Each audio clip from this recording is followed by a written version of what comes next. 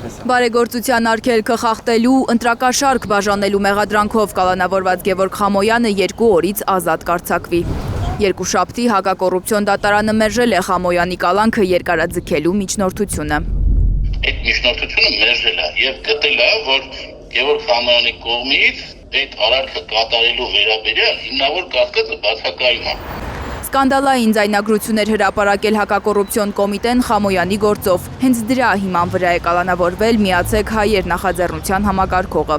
Այդ ուղղակի գիտի որ բարեր է, այդ թիվա կրակը, գիտի, մենք այդպես դեբիլ չենք։ Ով է 700,000-ով ով է պետք է կակ մինիմում անգլերենով խոսա։ Մի քիչ ատան հավեր չէին, չգիտեմ։ Դե հիմա ես ածացնեմ, չգիտեմ ինչ անեմ։ Մեղադրող կողմը պնդում է, որ Խամոյանը բարեգործության անվան տակ ընտրակաշարք է բաժանել արցախցիներին, ուժեղ Հայաստանի օգտին ձայներ հավաքելու նպատակով։ Փաստաբանը վստահեցնում է, հրապարակված ձայնագրությունը որևէ կապ չունի Սամվել Կարապետյանի եւ ուժեղ Հայաստանի հետ։ Ինչպես կարող էր Խամոյանն առհասարակ կաշառել արցախցիներին, եթե նրանք չունեն ընտրելու իրավունք։ Այդ ոնց է ընտրակաշարք, եթե այդ մարդը ընտրության մասնակցելու իրավունք չունի։ Ես իրան մի անգամ խնդրել եմ, ասում ախպետ ով այդ գործողություն անում, համարոտրուց զանգեմ, շնորհակալություն հայտնեմ։ Քաղաքական հետապնդումը զուտ նրա համար, որ արցախցիներին խեն օգնում։ Էդա, որովհետև արցախցիները դուրս գալուց ի վեր պետության կողմից մենակ նվաստացում են ստացել, պետության իշխանությունների կողմից։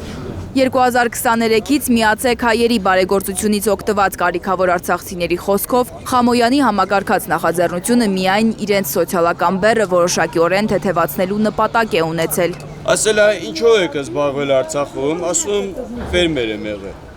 Ասես բակուզեք ստենորից ինչ որ բան անեք, ասի դե նա պահում եմ, հավ եմ պահում, նապաստակ եմ պահում, հորթեր եմ պահում, ասես բա չես ուզում ավելի զարգացնես, ասի ուզում եմ, պրոստը ֆինանսական ես չի հերիքում, ասես ոչինչ, մենք կօգնենք, էլ ինչ ես ուզում պահես, ասի դե խոզել կուզեմ պահեմ, հավերի քանակը ավելի շատ կուզեմ ըլնի։ Մարդին զուտ օգնել է ինձ որպես բարեգործություն, ոչ թե նագիշ մի հատ կաշառքի վերաբերյալ էլի։ Նիզա շուտ օգնե մարդին որ փռնալ անջանը։ Հանցագործ չի, մարդ հասպան չի, մինպեն չի։ Երկու հավուդարդի մարդին կփռնի։ Լավ է։ Եկալա մտա ակուրատնի, ասավ ես